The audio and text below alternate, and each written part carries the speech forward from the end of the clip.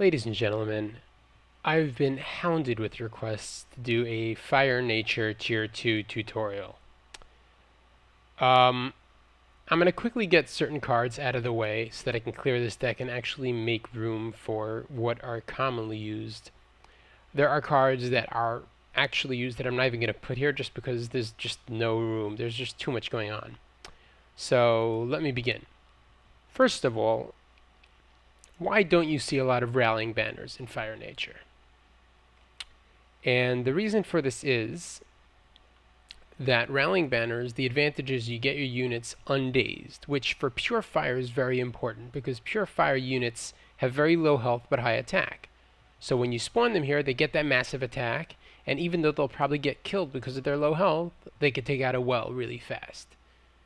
But for Fire Nature, first of all, you have crowd control, you have heals, the units have much higher health than fire units, so it's not critical to have a rallying banner, and it costs 50 pound power. So most Fire Nature players just don't play it. A really nice tactic for Fire Nature is to play Termite Hill. Now, no one does this, and the reason is because getting it up is very hard. But once you get this up, the enemy tries to get it down, you can root them in place, and for literally only 30 power, you just take out wells and orbs and everything. Maybe you have to do it twice, whatever. It decimates buildings. And then the enemy sends some flying units or whatever, so you oink. You can keep on crowd controlling the enemy, and you can get, if you get one of these up, it's game over, basically. But it's very not common to find them in decks. What you'll find more often is Mortar Tower. The reason is because Mortar Tower basically does the same thing. It's not nearly as strong against buildings, but first of all, your units can be attacking and you can set it off, so it still could be efficient offensively. It doesn't cost anything to activate it, like Termite Hill. It has less health, so it builds faster, I believe. Don't quote me on that. But it also can defend really nicely. Like by your base, you can set this up, and the enemy comes around, and you can defend with it. You can't defend with Termite. So you don't have usually options for two towers, so very frequently, people are just going to choose Mortar over Termite Hill. I should keep Mortar there because it's good for some combinations, which I'm going to show you. Let's put Mortar back. Okay. Fine, so let's start with some of these combinations. First of all, in Tier 2, you're not really going to use Sunder a lot. But I put it here because Sunder is one of those units when even you're Tier 2, it makes sense to cast Ravage. Now, Ravage is 50 power. A lot of the Tier 1 units, it just doesn't pay because they're so weak at the point of Tier 2 in the game, they're not worth 50 power to keep alive. Sunderer certainly is, especially with his ability. So, if you have a Sunderer alive already, it would be nice to Ravage him, to use the ability, to root the enemy so they can't attack him, etc., etc. Especially if you're playing versus something like Shadow, where they don't have good L counters. So, not really a Tier 2 unit, but if you have him in your deck and he's already alive, then it's really not a bad idea to use him in Tier 2 in conjunction with Ravage and Roots or whatnot. Okay, now as far as these two guys, I don't actually play mine. Okay. I don't actually play mine, but it is good. The reason I don't play it is because it's not really useful versus one or two units. I mean, it could be, but it's tricky to pull off. But when is it really useful? When the enemy is just thinks they have you, and they just send a massive army your way, right? Let's say whatever, and you set a mine down. So yeah, okay, so you set a mine really quickly. The enemy starts going. I'm so bad at it. Okay, here. And you root them in place so they can't get away, and the mine just kills them, okay? Bad example. But basically, you see the enemy coming. You quickly set a mine. Use hotkeys, of course, so you're quicker. You quickly root them, and they're stuck in the mine, and mine does insane damage. What is it? 6 waves, each 200 damage. So 6 times 2, it's 1,200 damage to each unit. I mean, that's a lot of damage. That's more than Search. Is it more than Search or Fight? Oh, it's 1,320. So it depends if it's a group or whatever. It's a really nice combo. I don't use it because it's very expensive. That's 70 plus 45. So you're talking already 115 power. You'd have to kill 115 power of units, which if they have heal, they can heal very often, and the whole thing was worthless. And they have to be bunched together. There are too many conditions. I don't like it, so I don't play mine. Now, Mortar, I keep in my deck for tier 1 for offensive attacks. So Mortar's already good. When you're on defense, you have a Mortar set up by your base, and let's say a Reaver's coming or something. All you have to do is root the Reaver, bring a unit right nearby, set off the Mortar, and run away. And the Mortar does very, very nice damage to that unit. And it can't get away. So I like that better than using mine, my personal opinion. Anyhow, let's take out Mortar so that I can make room for some actual stuff. Okay, let's go through what we would have in a Fire Nature deck. Blah, blah, blah, blah, blah, blah, blah. Oink, yes. Okay, that's about it for tier 2. Sorry for the lack of organization. Just for fun, I'll put that over here. I'll put that over here. Okay, fine. You get to see how I organize decks, all right? Fine. So I have spells first, so that they're easier to use with hotkeys. It's my personal opinion. I do my 2 most common spells first. Usually I have a reason why I put which cards where. Like, for example, if this and this would be very good combinations, that would be great, because F1 and F4 don't have keys next to them. So it's very easy, even without looking, to find where they are. So then I can quickly do, double combo. Okay, let's put this over here. You're getting it live, ladies and gentlemen. How Farrakh arranges his deck. And of course, the spells go by tiers usually. So this is a bad example, but whatever. Well, not really, because nature I just mix in. Then I have the tier 1 units, tier 2 units, tier 3 units, and then buildings. Fine. Okay, so let me go through a couple of things here. So obviously Eruption, it's not much of a combo. Use it if you're going to kill units. Use it to take out wells, and most commonly use it to take out drakes when they're health. A lot of times, by the way, you can erupt a unit. If you're versus fire, you're better off waiting until they cast Ravage. And the second they cast Ravage, then erupt the unit so that they wasted 50 power. Make sure the Ravage doesn't get it past 300 health, of course. Okay. No, this is actually incorrect. I make sure that I have all nature and fire cards separated so I don't get confused. Good. Alright, Fire Sworn. So I use the blue Fire Sworn. Now, I used to use red. Maran convinced me to use blue. I believe it was Maran or Dracons. I can't remember. Anyhow, the reason I use blue Fire Sworn is because, let's say, a deep one, which is extremely hard to kill. With all the heals and everything, he's near my base, right? Let's pretend this dude's a deep one. So he manages, for whatever reason, he manages to get up to a well. So what you do is, you use the ability on him, because he's already pounding on the well. He doesn't even care about you. And then when he falls back, you root him in place. So now he can't attack the well. And he'll have to keep on wasting heals. So it's really nice that you can force him away from the well so he can. And with nature especially, they don't have eruption or anything, so he can't damage the well while he's here. And you can heal it up or whatever.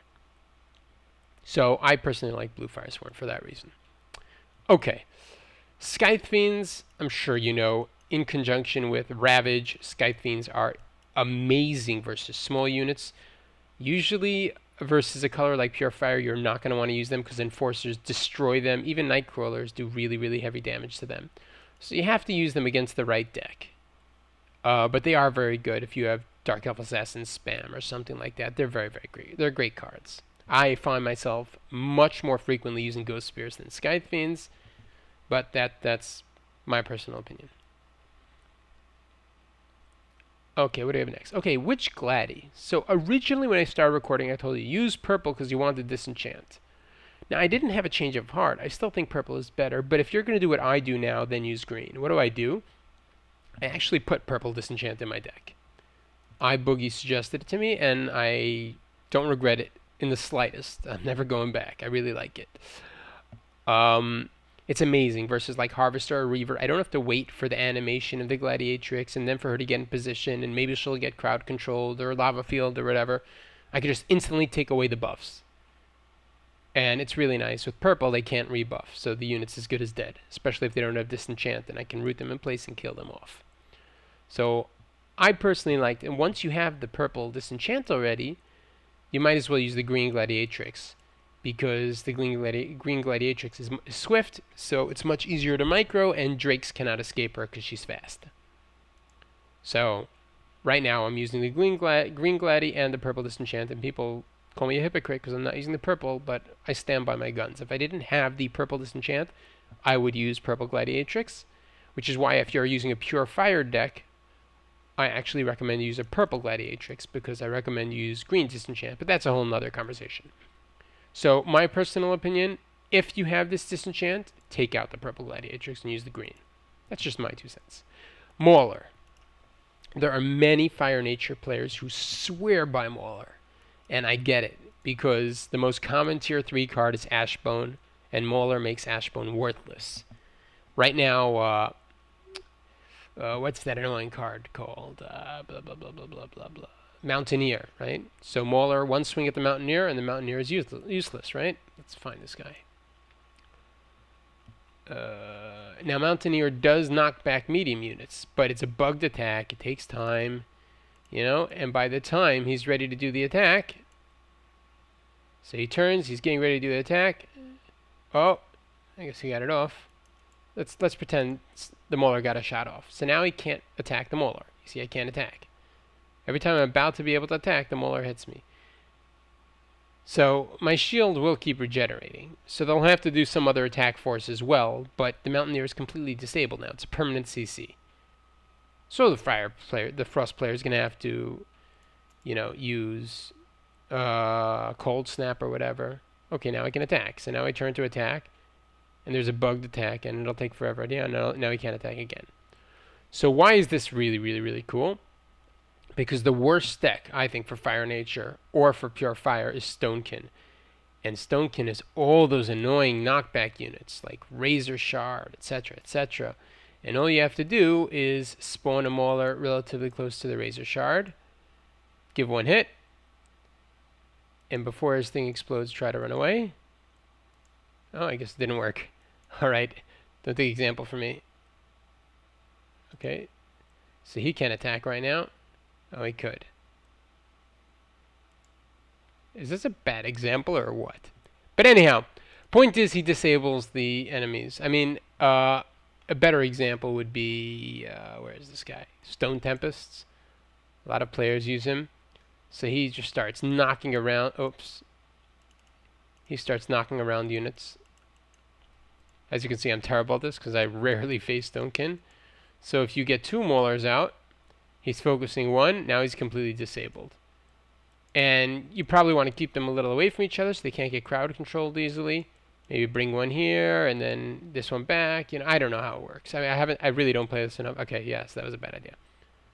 As you can see, I'm very, very rusty versus Stonekin. I just never play them. But generally, that's why Mhler is useful, especially versus Ashbone Pyro, where they spend an extra 250 power going tier 3, and you can just disable their main siege unit with a 75 power tier 2 unit. So it's really nice. Skyfire Drake. You know what? Great attack. Really great attack. Swift, but abysmal health. And if you're going against Pure Shadow, for example, it's very tricky to use a Skyfire Drake properly because those mages eat it up for lunch so fast. Even Dark Elf Assassins really tear it to shreds. It's very hard. Even with Ravage, it's hard to keep it alive versus Shadow. Nasty Surprise, a Nightcrawler, it's dead. So usually what you're going to want to do is run it with the unit. So here are the 2 most common Fire Nature attacks. If you just go tier 2, you have power to spend, you're either going to want to attack like this, or you're going to want to attack like this. What's the idea? This is the best option. You have a siege unit on the wells, and any medium counters that they make, you shoot down with Skyfire Drake, our medium counter. That's the nice combo. Everyone used to use this. I'm a huge fan of this, because versus Shadow and Fire, where they really don't have good small counters at this health level, I mean, they do have Dark Elf Assassins, but I can Hurricane or whatever. So they make their Enforcers or Shadow Mages or whatever, and these things have a lot of health and are medium counters, and I have a medium counter in the sky. So this is the combo I use versus Pure Shadow, Pure Fire, both very common decks. Well, at least Pure Fire is very common. Versus Splashes, more often this is a better attack group. But very often you're going to use either this or this. That's going to be your standard. Now, if you're that weird guy who actually plays Vileblood, now Vileblood is a really good card. I mean, you think 130 power and less than deep 1 stats is not so good, but it does have siege. A really nice unit if you can pull it off. Versus some decks like fire decks, it's really tricky because of their great L counters. But if you could pull this guy off, especially versus Pure Shadow, and with some backup help, certainly it's amazing. Like, this is the best, probably one of the best tier 2 combos in the game. You have your flying, high-powered attack on top, and this guy just destroys wells. A very, very powerful combination. It's a lot of power. This is 230 power. You're almost looking at a harvester. So you have to know how to deal with it. Ghost Spears, using their ability, it depends. In some cases, it's really nice, and it's better than Scythe Fiends, like versus Pure Fire. But you really won't see small units in Pure Fire, so it's not really such a good example. But versus medium units, Ghost Spears are one of the best counters in the game. Then there's Vileblood, which I just mentioned. Burrowers, which, by the way, if you want to have an only Tier 2 Fire Nature deck, which is perfectly fine, the minute they go Tier 3, you bring 2 Burrowers to this base, and 2 Burrowers to this base, and that's massive siege. You have a lot of power to spend now. And by the time they finish getting Tier 3, you took out 2 wells, or an orb, certainly in one place if they manage to control one of the places. It's very hard to stop such Burrower attacks. It takes a lot of practice to do Burrower attacks, especially versus colors like Shadow, where they have knockback, or Stonekin. But when you get good at it, it's incredibly potent. Spirit Hunters, I personally don't use. To me, it's either Spirit Hunters or Lava Field. Both do, decent damage to each unit in a group. Spirit Hunters, you have to focus to each unit, and it's not as instant. I like Lava Field better. Yeah, it's more power, but it's instant, and usually when I cast it, it will kill 120 powers worth. Spirit Hunters are very tricky to use. They're great, especially with roots. Really, really nice, but I like the appeal of Lava Field better. If I had room, I'd use it, but I just don't. Then there's the question about breeding grounds. Now, I'm not going to go into the mathematics because it's really, really hard to get deep into it. But when it boils down to it, breeding ground is really a form of void manipulation. Because let's say you have a 100 power unit and it dies, so you lost 10 power permanently, right? Well, with breeding grounds, the unit costs 25% less, so your 100 power unit now only costs 75, and when that dies, you only lose 7.5 power. So it's void manipulation, because you save 2.5 power permanently by having this up. But again, you have a bound power building, but it's really nice, especially in the beginning when everyone's strapped for cash and they just went Tier 2, and you can make all your units for cheaper, especially if you're going to try to pull off an attack like this, and it costs much less than it should. You already paid for the building there, and it's really nice. So if you're going to have an only Tier 2 Fire Nature, I strongly suggest having Breeding Grounds. If you're not going to, I don't know that it's worth it, but ultimately it's your call. I hope this helped you. I didn't give you real specifics on what combos use versus certain colors, because it's pretty standard with Fire Nature. It's generally, like I showed you, it's going to be Ghost Spears and Drake, or Burrower and Drake, versus pretty much most colors. There's some colors like Pure Frost or Stonekin where you're going to have to get creative. But pretty much this is what you're going to be doing. One of these 2 attack forces. Keep your units spread out. Have your Drake come in from the side while that unit goes up the front. Don't be afraid to use crowd control if you will get down a well or a unit. If you see a Gladiatrix, feel free to oink and then kill her, because she's 70 power and oink is only 55. So that's very worth it. Don't be scared versus Pure Fire to Lava Field. It costs a lot of power, but you'll knock back all the units, then the Drake can focus them down one by one. Use these combinations, and you'll find yourself winning a lot of matches as Fire Nature. Alright guys, enjoy.